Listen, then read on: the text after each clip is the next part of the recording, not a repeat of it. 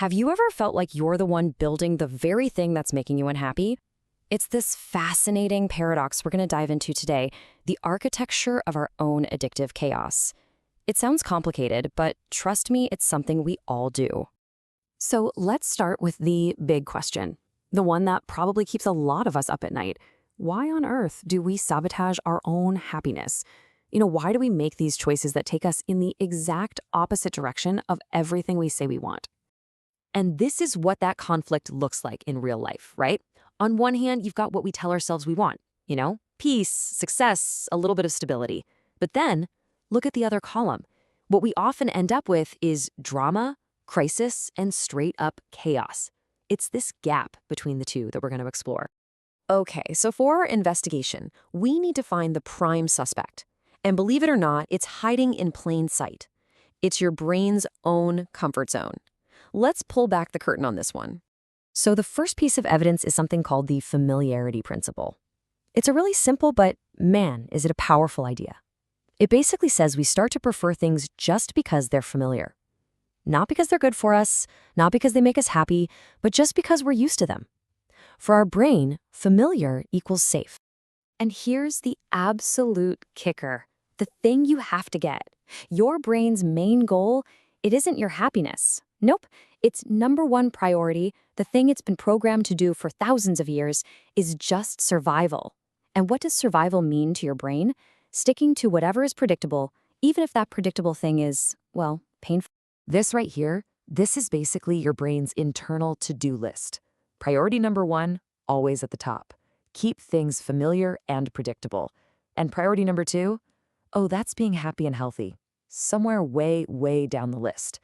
This is why your brain will literally choose a struggle it knows over a peace that it doesn't. Because the unknown, that's the scariest thing of all. But here's the twist. The brain isn't acting alone in this. There's an accomplice. And this accomplice is powerful because it's so personal. It's our own sense of who we are, our identity. So let's just pause and really think about this.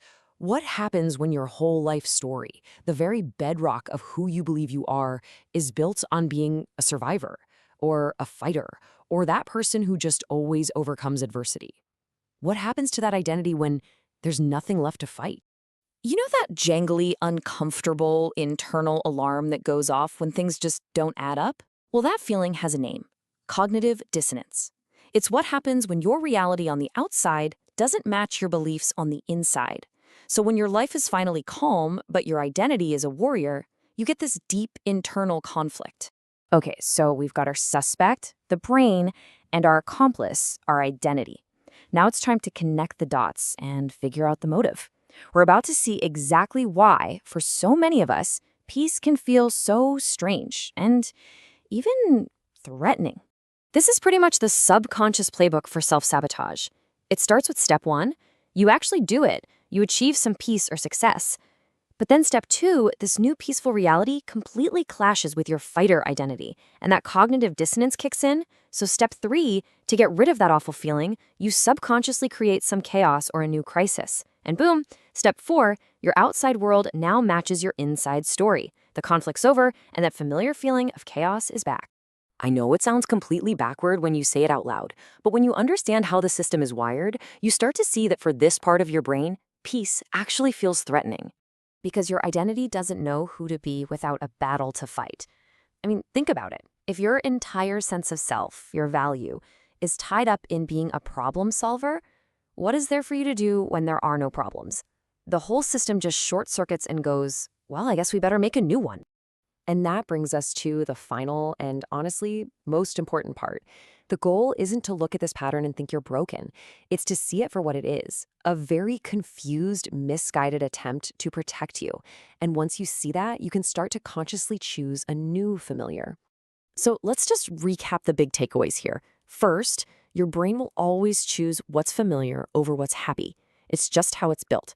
Second, if your identity is built on struggle, peace is going to feel like a threat to your very existence. Third, self-sabotage isn't random. It's a strategy to fix that internal conflict. And maybe the most important thing to remember, this is a protective mechanism. It is not a personal failing. So how do you get out of this loop? Well, the way out isn't to fight the pattern. That just gives your fighter identity another battle to win.